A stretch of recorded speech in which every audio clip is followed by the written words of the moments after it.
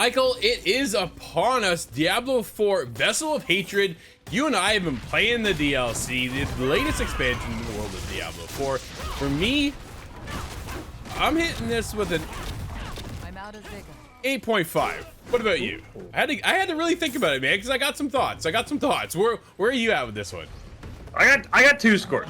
One, I'll give it 8 for what you and I were able to get into. Okay. I think potentially, from what I understand about the game and the end game and everything they're adding to the end game, which requires hundreds of hours that I don't even know if anyone would have had for what we were reviewing. Yeah. I think it has the potential to be a 9.5. We'll talk about it, but I say for what we played, I give it an 8, but there's potential for a 9.5 there if everything goes in the right place. Getting into it, we pick up right after where we left off with Diablo 4. So we're chasing down Narelle. We got to find her, we got to help her, and all this kind of stuff, right? Not getting into spoiler details. That's probably about the high level that we'll stick with as far as the story goes. But getting into the new class, Spiritborn, it was a ton of fun. Like, that was for me. I'm like, this is wild.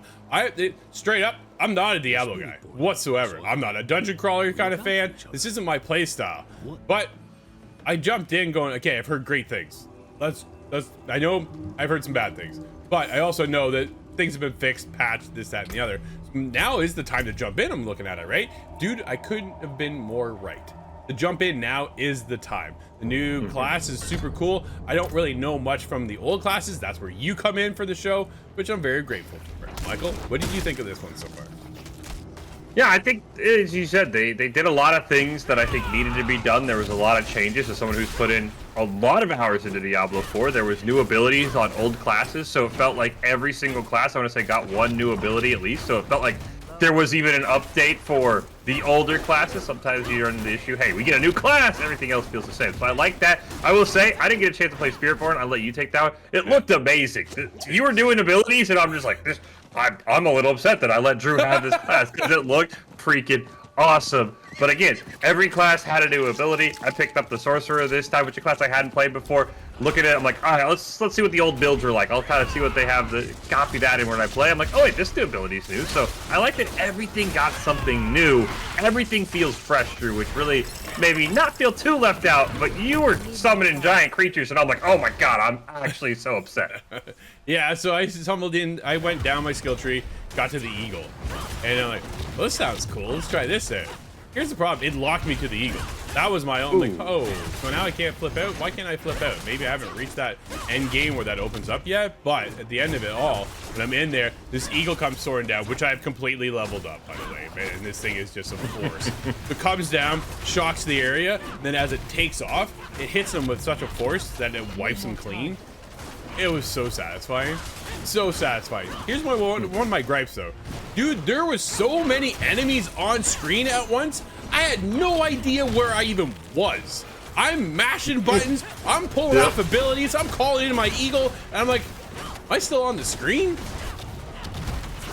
That's the standard Diablo right there, right? You want all these enemies on the screen, you want to see numbers flying, and then you're like, where did I go? Where am I? Am I an enemy now? So no, I totally understand that. And then you kill. I'd get lost, and then I'd see an eagle fly in, as you said, the whole entire map would die. And I'd say, all right, well, there I am, because Drew's killed everything. So I understand totally what you're saying, though. I do think that is one of those things in Diablo. That's the other thing that I know has been very divisive. The numbers in Diablo have gotten massive. We're talking multiple commas, 10-digit numbers, and they've definitely kind of squished that down. Like, I was level 25, still hitting for 15, but it didn't feel like the mobs had infinite health, so I did kind of like, all right, let's shrink the numbers down a little bit. Seeing 10 numbers on my screen is awesome, Drew, but when there's 30 enemies and I see the same number 30 times, I'm like, it's just math overload. I'm like, I don't even know how much health these mobs had. So I did like the fact that, hey, it didn't feel like I needed to hit for 100 billion to do a tenth of the mob's health. I like that 25. Hey, look, the mob is a quarter dead. We can figure out how much health that guy has. Yeah, no, it was a good, I mean, I had a good time. At the end of the day, I think this is really very cool. I think they have gone in the right direction, and it's enough to pull people back in who maybe have bounced out.